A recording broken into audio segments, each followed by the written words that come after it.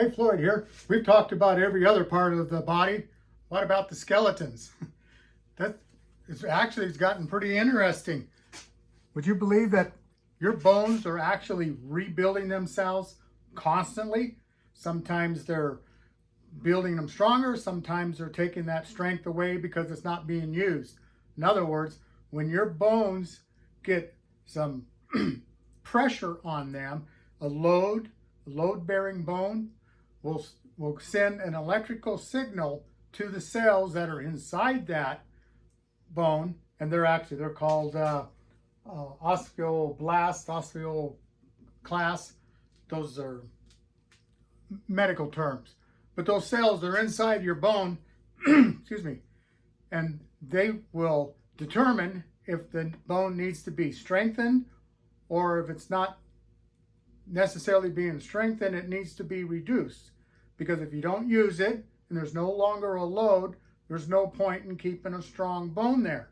I know, a strong bone. You'd like to think they were always the same, but they're all changing. All of the skeleton bones in your body are changing and adapting to your whatever you're doing. If you're a walker, your bones are like a walker. If you're a jogger, your bones are strong for a jogger. If you're a tennis player, I think that's in one of the films that I watched. If you're a tennis player, that bone gets stronger. You stop playing tennis or golf or baseball, those bones that were stiffened up for that activity have now faded away. So it's just kind of like over age, a lot of people will shrink. Well, they're shrinking because something's not being fed to them. That electrical impulse is not being fed to them to actually build those up. If you're bedridden, your bones are going to shrink. Your bone mass is not going to be there. It's not going to have the strength to even hold you up.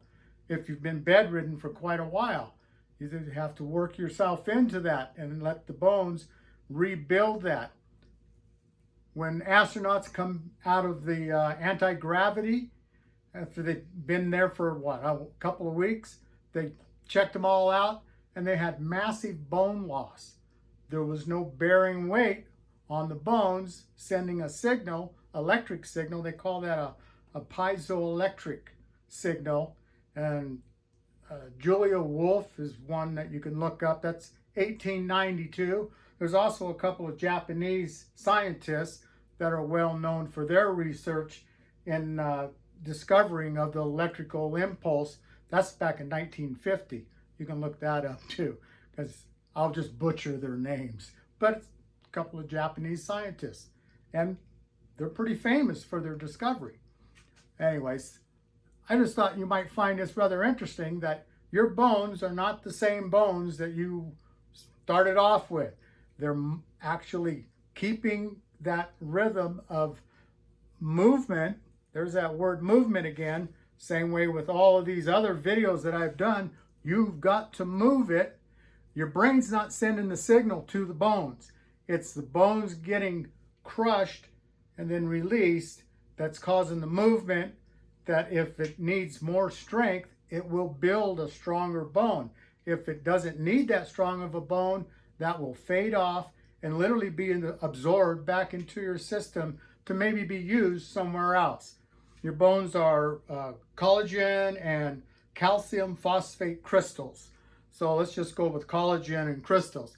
When those are crushed and released, they put a static charge out. So that electric impulse isn't coming from your brain like to your nervous system and such. That's internal. That's your bones working on their own source. They're actually fine-tuning themselves. Isn't that pretty interesting? I thought it was really quite amazing. Anyways, I'll have a link down below so you can double check what I'm talking about, and like and share, and I appreciate it. Thank you.